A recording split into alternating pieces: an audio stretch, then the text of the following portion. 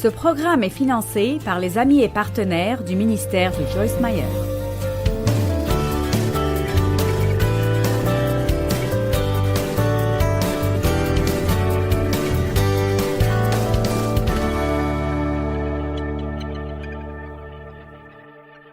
Il y a deux types de personnes dans le monde. Il y a les gens qui font les choses exprès et il y a les gens qui sont passifs. Maintenant, les gens passifs sont des gens qui veulent que quelque chose de bien arrive. Mais ces gens ne feront pas vraiment beaucoup pour que ça arrive. Ils ont beaucoup de souhaits, mais pas de volonté. Et puis, il y a les gens qui lisent la parole, ils savent ce qui est bon, et ils le font avec l'aide de Dieu, ce que nous ne pouvons pas faire sans la volonté de Dieu. Établissons cela d'abord. Mais voici l'autre chose dont nous devons nous rappeler, c'est que tout ce que Dieu nous demande de faire, il nous donne la capacité de le faire. Tout ce que vous sentez que Dieu vous demande de faire, il vous donne la capacité de le faire. Tout ce que nous devons faire est juste de nous appuyer sur lui. Dieu, j'ai besoin de toi, je ne peux rien faire sans toi. Donnez-lui la louange et la gloire et vous laisserez ce flux de puissance entrer dans vos vies tout le temps.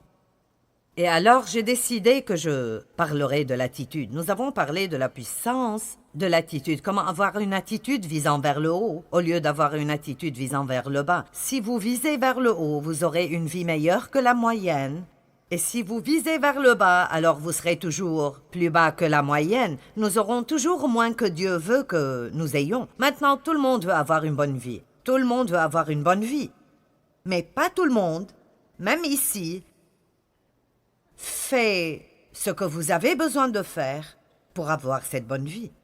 C'est vraiment que la passivité est l'une des plus grandes tromperies du diable.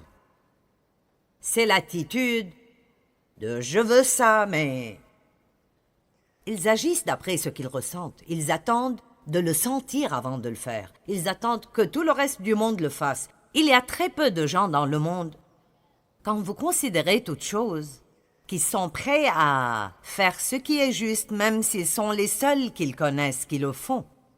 Nous sommes beaucoup trop affectés par la foule et par ce que les autres font. Et Dieu cherche des personnes qui nageront contre le courant alors que tous les autres flottent avec le courant. C'est facile de flotter, mais aller à contre-courant n'est pas aussi facile.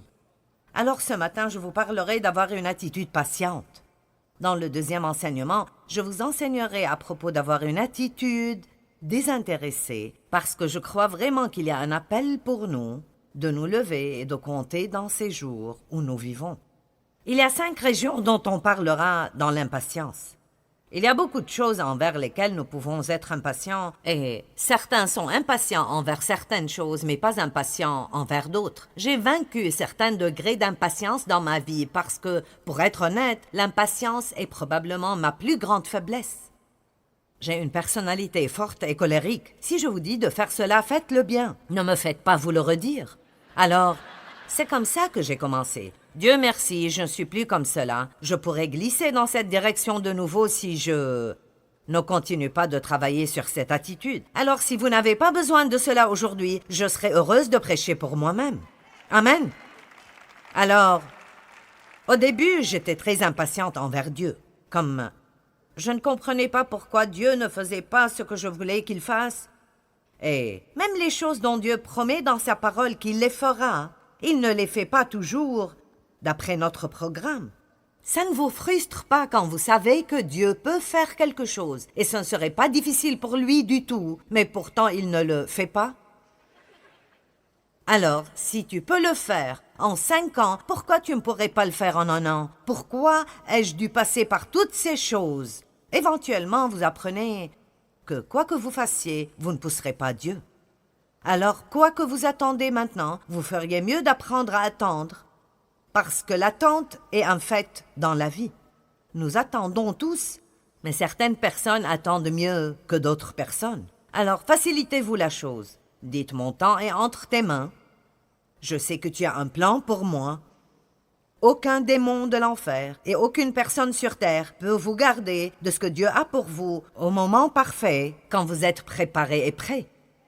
Il y a beaucoup de choses que Dieu a préparées pour nous, mais il doit nous préparer pour ces choses qu'il nous a destinées. Je vous le dis, c'est dur, parfois, quand vous avez un rêve et vous le voyez si clairement. Oh mon Dieu, vous le voyez si clairement, et vous savez que c'est ce que Dieu veut pour vous. C'est difficile de comprendre souvent, même si c'est exactement vrai que Dieu a préparé cela pour vous, qu'il doit vous préparer maintenant pour ce qu'il a pour vous. Pas tout le monde est prêt pour tout quand il pense l'être. Nous pensons que nous sommes prêts, mais pas toujours. L'impatience avec les gens. Combien sont impatients avec les gens?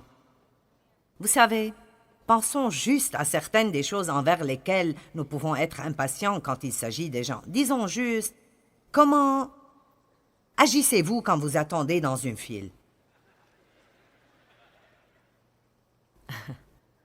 Et si vous avez un caissier lent?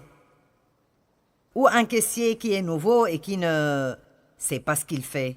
Ou si la personne devant vous a 3 articles sans étiquette et puis ils doivent aller chercher dans le magasin pour trouver les prix?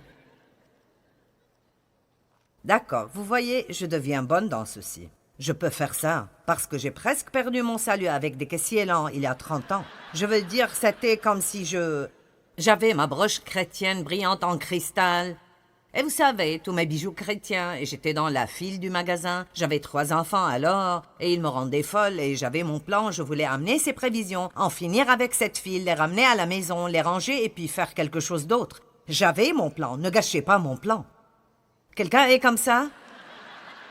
D'accord. Et alors, je suis arrivée à un point où je priais à propos de quelle file je devrais suivre. Je me tenais là, d'accord, Seigneur. Tu sais déjà ce qui va se passer. Tu sais que je suis pressée. Laquelle de ces files ira le plus vite? Et malgré tout ce que je faisais, je terminais toujours. Dans celle qui est plus lente, quelque chose sera brisé. Il n'y a pas de prix. Et je vous dis quoi? Si vous pouviez mourir à cause de la frustration, je serais morte parce que ça m'aggravait autant que cela. Je ne comprenais pas. Dieu, qu'est-ce que tu fais avec moi? Et puis je commençais à dire, je te chasse Satan, je te chasse au nom de Jésus. Tu ne me voleras pas ma joie, tu ne me voleras pas ma paix.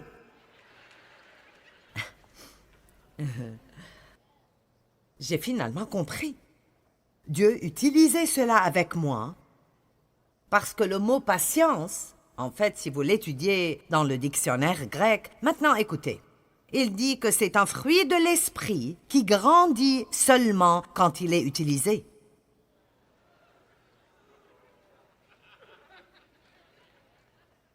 On ne peut pas prier pour que vous l'ayez.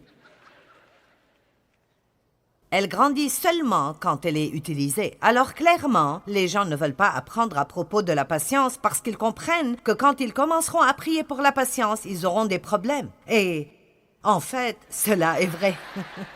Néanmoins, la Bible dit que quand vous êtes parfait, quand vous avez cette patience parfaite, quand un homme est patient, il est parfait et entier et n'a besoin de rien. Je peux être dans cette file et ne pas vouloir en avoir fini et être ailleurs. Je peux juste être là et jouir. Donc j'ai finalement pu maîtriser le problème des caissiers. Puis il y a eu des caissiers absents. Je voulais payer et je ne pouvais même pas trouver quelqu'un qui prendrait mon argent. Et j'ai pensé, cela arrive à un point qui ne sera pas plaisant du tout. Comment agissez-vous quand vous dites à quelqu'un de faire quelque chose et ils ne le font pas la première fois? Que vous le leur dites, et vous devez le leur dire encore et encore.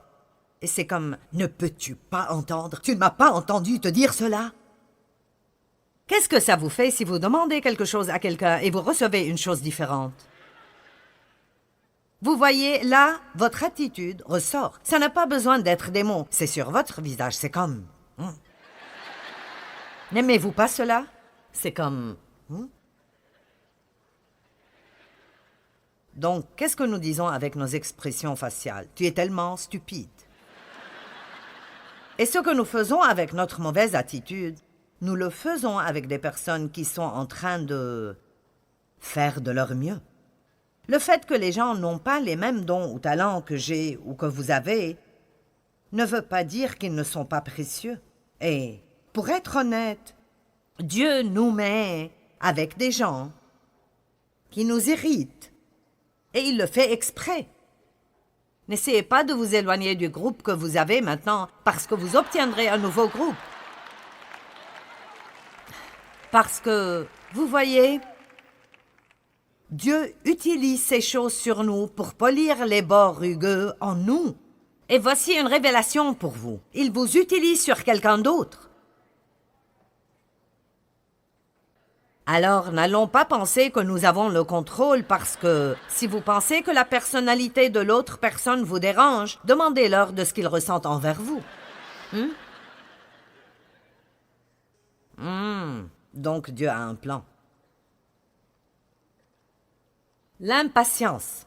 Donc j'ai finalement compris cela. Je crois vraiment qu'en gros, la plupart du temps, je traite les gens assez bien et j'ai eu la révélation que ça offense Dieu quand nous maltraitons les gens et alors nous devons vraiment essayer d'être décents envers les gens parce que tout le monde a une histoire que nous ne connaissons pas. Et tout le monde a de la peine et tout le monde passe par quelque chose. Et même quelqu'un qui paraît être résolument méchant, s'ils sont comme cela, ils ont quelque chose dans leur vie qui leur fait mal ou quelque chose qui les a blessés. Et si nous allons représenter Christ, alors nous devons vraiment développer une attitude plus patiente avec les gens. Alors commencez à prier pour la patience. J'ai vu cette face, John. Qu'est-ce que tu penses? Peux-tu faire cela? Je suis heureuse d'avoir quelqu'un de nouveau à taquiner quand je viens ici. Je pense que je peux le taquiner. Et donc, vous pouvez aussi être impatient envers vous-même. Et je suis passée par beaucoup de cela. Et j'ai pratiquement dépassé cela. J'ai dit à Dieu un jour, « Regarde, voici ce que c'est. Tu savais ce que tu aurais quand tu m'as prise. Si tu ne voulais pas me supporter, tu aurais dû choisir quelqu'un d'autre. Et je suis fatiguée de m'excuser pour qui je suis. Dieu ne me le demandait pas. Mais vous devez apprendre comment jouir d'où vous êtes en route vers là où vous allez. Vous devez apprendre comment jouir de vous-même alors que vous êtes dans le processus de grandir en Dieu. Puis-je dire cela de nouveau? Apprenez comment jouir de vous-même. Apprenez comment jouir de vous-même. Apprenez comment jouir de vous-même avec toutes vos imperfections et vos faiblesses en sachant que vous n'êtes pas une surprise pour Dieu. Il connaît des choses stupides que nous allons faire que nous n'avons pas encore faites et il a déjà décidé en avance de nous aimer inconditionnellement et de travailler avec nous et de ne jamais nous abandonner.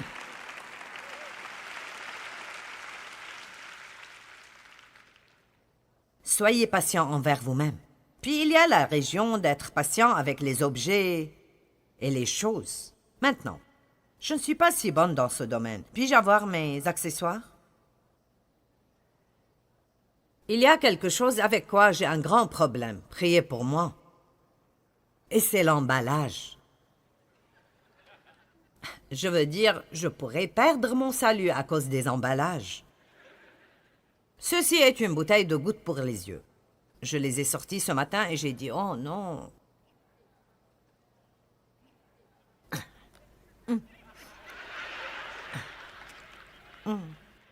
Allez, est-ce que vous faites cela?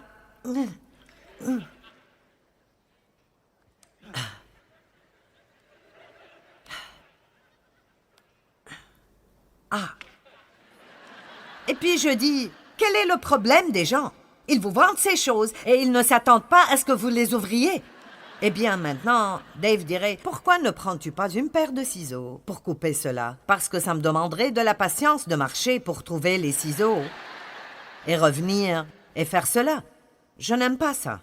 Puis vous avez le rince-bouche. Oh mon Dieu, pas encore, je vais...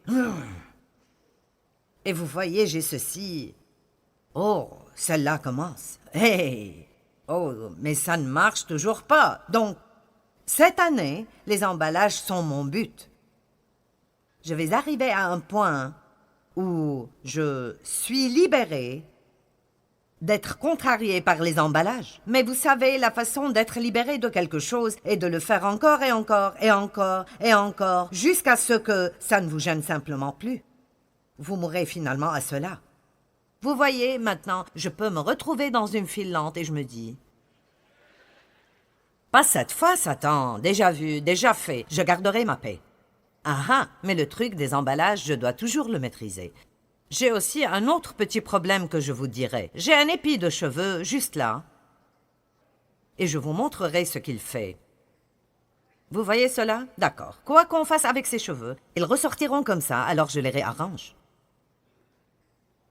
Hier, je me suis énervée et j'ai pensé, je vais les couper. Alors, j'ai sorti mes ciseaux. Maintenant, je les ai rendus trop courts, alors ça a fait que c'est de loin pire. Combien d'entre vous ont des choses comme ça dans vos vies? Juste une petite chose qui est simplement insupportable. Et puis, il y a toute cette région de... Et c'est l'un de mes buts. Ces deux dernières sont juste mes problèmes. Vous ne pouvez pas vous donner sur ce que vous faites, parce que mentalement, vous êtes déjà à la chose suivante. Certains d'entre vous sont ici ce matin, mais vous n'êtes pas ici parce que vous pensez déjà à ce dont vous devez faire quand vous rentrez.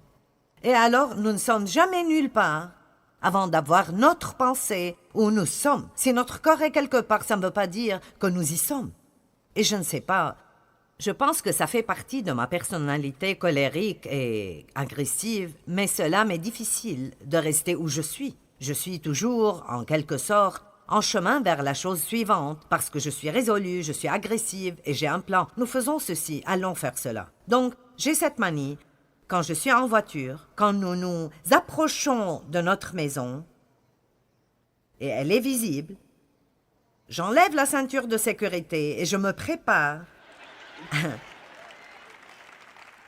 à descendre du véhicule. Il n'y a pas longtemps, ma fille m'a dit « Maman, pourrais-tu me laisser parquer la voiture avant d'en descendre? » Quand nous garons dans un parking, je suis hors de la voiture, j'ai toutes mes affaires et je suis dans le magasin et Dave est toujours en train de prendre ses affaires de la voiture. Et je dis, comment est-ce possible de prendre si longtemps pour sortir de voiture? Qu'est-ce que tu fais? Combien d'entre vous sont vraiment des personnes rapides? D'accord. Combien d'entre vous sont plus détendus, lents et vous lassez de ceux qui sont rapides? Et je peux très bien vous garantir qu'une personne rapide est mariée à une lente et une personne lente est mariée à une rapide. Allons maintenant. C'est comme, d'accord Dieu, est-ce que nous nous amusons ou pas? Ceci est, après 47 ans, ceci n'est plus amusant du tout. Je vous le dis, ce verset dans la Genèse, qui dit que l'homme laissera son père et sa mère et s'attachera à sa femme, et les deux deviendront une seule chair, n'est-ce pas magnifique? Mais je vous le dis, c'est le fait de devenir qui est le problème. Et c'est un problème continu et un problème sans fin. Très bon. Maintenant, allons droit au but et revenons au sérieux. Tout d'abord, si vous n'avez pas de patience envers Dieu, si je n'ai pas de patience envers Dieu, j'irai dans ce que la Bible appelle les œuvres de la chair. Et les œuvres de la chair sont mes idées géniales à propos de comment obtenir ce que je veux, quand je le veux, au lieu d'attendre Dieu. Et je vous le dis, nous faisons certains des dégâts les plus ridicules dans nos vies en essayant de dépasser Dieu. Nous le voyons dans Genèse. Je ne prendrai pas le temps de raconter toute l'histoire, mais sûrement vous réaliserez que quand Dieu a promis à Abraham et Sarah qu'ils auraient un enfant et l'enfant ne venait pas,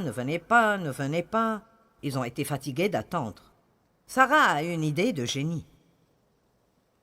Vous avez déjà eu une idée de génie? D'accord. Eh bien, j'avais beaucoup d'idées géniales, et elles sont quelque chose comme ça. Vous vivez votre vie, et vous dites, je sais ce que Dieu veut que je fasse. Votre mari n'est pas sauvé, alors vous pensez, ou votre mari est quelqu'un qui a une mauvaise attitude. Vous avez déjà décidé que vous allez acheter ces 5 livres à propos de l'attitude, et vous allez ouvrir ces livres et les mettre partout où vous pouvez dans la maison, parce que maintenant vous avez un plan pour réparer son attitude. Combien d'entre vous savent que rien ne marche si ça ne vient pas de Dieu?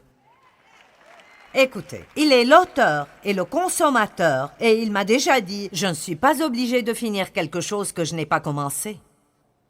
Si vous commencez, c'est votre bébé. Donc nous devons vraiment apprendre comment faire les œuvres de Dieu et ne pas faire les œuvres de la chair. Vous dites, eh bien, comment puis-je les discerner? Eh bien, les œuvres de la chair sont des œuvres qui ne marchent pas. C'est nous qui essayons de faire que quelque chose arrive quand ça n'arrivera simplement pas. Et nous ne comprenons pas pourquoi ça n'arrive pas. Et nous disons alors cela. Dieu, j'ai vraiment fait tout ce que je sais faire.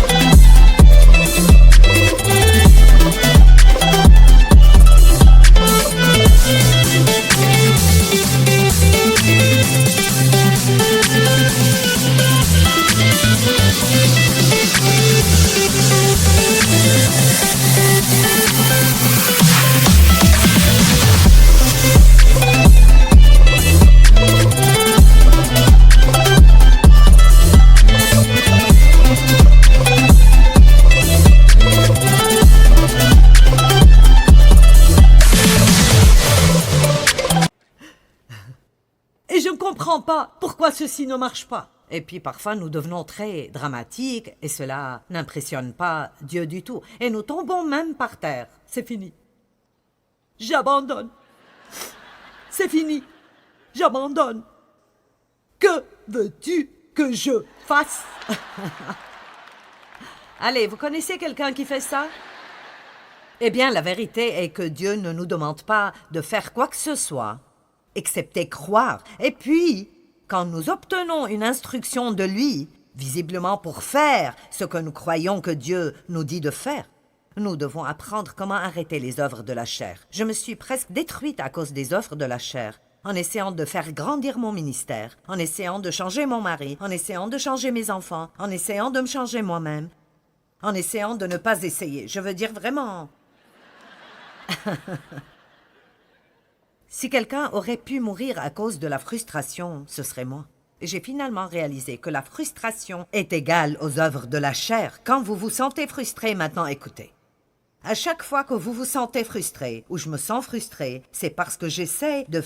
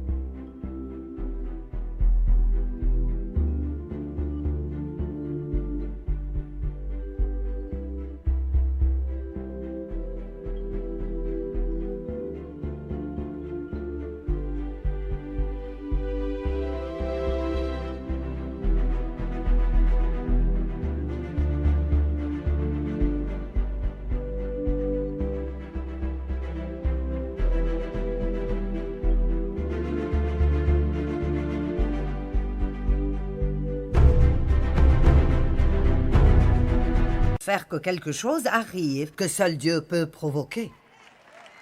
M'avez-vous entendu?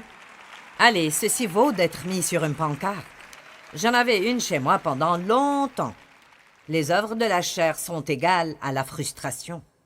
J'ai dû mettre cela sur mon miroir, j'ai dû le mettre sur mon frigo, parce que j'étais juste très agressive, active genre.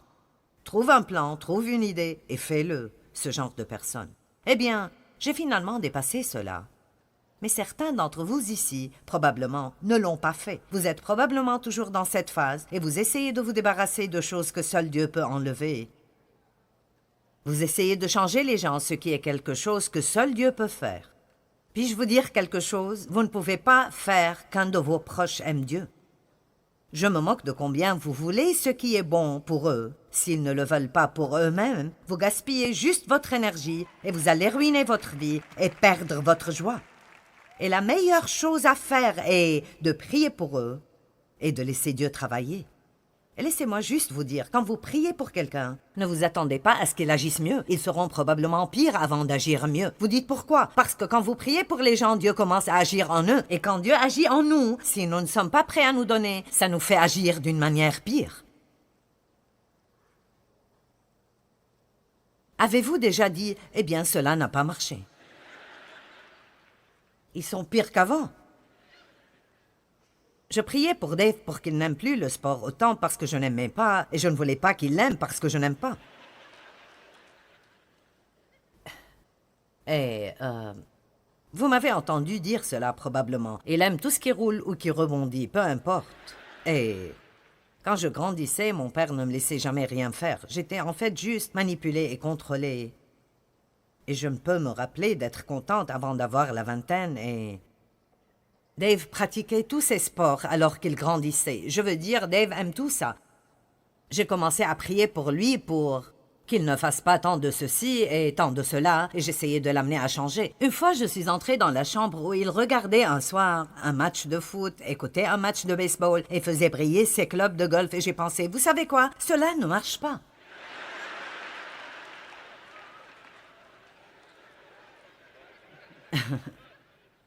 Allez, est-ce que quelqu'un peut réaliser aujourd'hui que ce que vous faites ne marche pas? Quelqu'un? Ça ne marche pas, hein?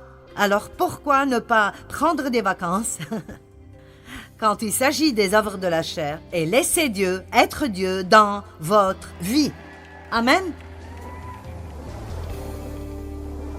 Eh bien, Dieu veut vraiment aider chacun d'entre nous à développer une attitude patiente. Il veut que nous apprenions à attendre patiemment le moment qu'il choisit et à lui faire confiance en toutes choses. Et vraiment, c'est la seule façon par laquelle nous pouvons jouir de chaque moment de nos vies. Et la plupart d'entre nous diraient probablement que la patience est un peu difficile pour nous et elle doit être développée. Nous devons apprendre comment l'appliquer dans des situations.